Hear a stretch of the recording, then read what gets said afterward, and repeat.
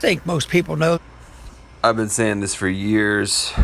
People are going to shy away from either side. I think the most normal people, the most adjusted people, the happiest people, the best Americans are those who just believe in the Constitution, they believe in freedom, and they believe in law and order, they believe in morality and the golden rule, and that's it. That's the extent of it. Because once you start dipping into, well, I'm a Democrat, I'm a Republican, then you've already kind of lost the plot. You're already into tribalism. And what Ron Paul is about to say here, I fully 100% agree with and endorse. There's good ideas from both sides, and there's bad ideas from both sides. I don't know why it's divided. I don't know why it has to be divided into parties. I think that's because of the elites. I think because they want us divided, they don't want us united. But I used to think it was a good idea because maybe it keeps people in check. Somehow there's a balance there for some reason. And I used to think, like, why did the founding fathers do that? Why did they split up these two parties? I don't know. I can't tell you. I'm not God. I don't have all the answers. I think governments have been corrupted. I think humans are corruptible. And it is what it is. And I'm not going to sit here and say, political parties and this, that. I think ultimately God needs to come back and rule because everything's screwed up. But what Ron is about to say here is a really good point. So let's listen to what he says. I have identified strongly on purpose and was very grateful that the message of liberty was acceptable to young people.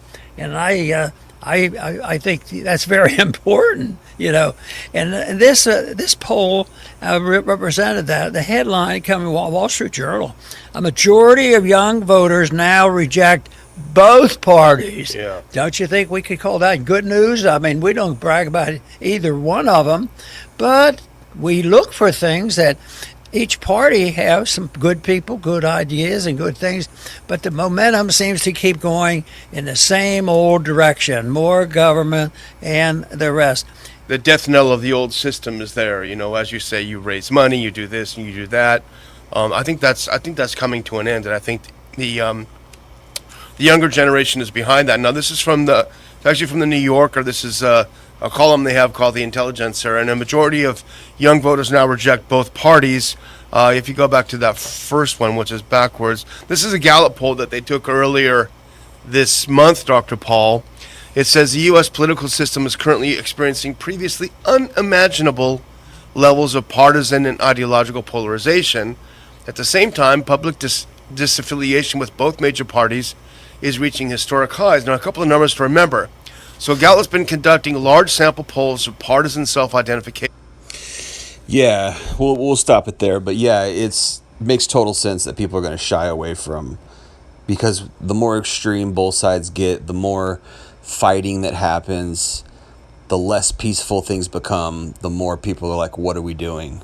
What are we doing? And people are realizing that both sides are corrupt. It doesn't matter if you get a Republican in or a Democrat into office or anything like that. It's all the same stuff. It's all the same corruption. I think people are realizing, hey, I don't want to play these political games anymore, and I just want to go back to normality. I want to go back to American values. I want to go back to family values, and I want to live peacefully and have liberty and freedom.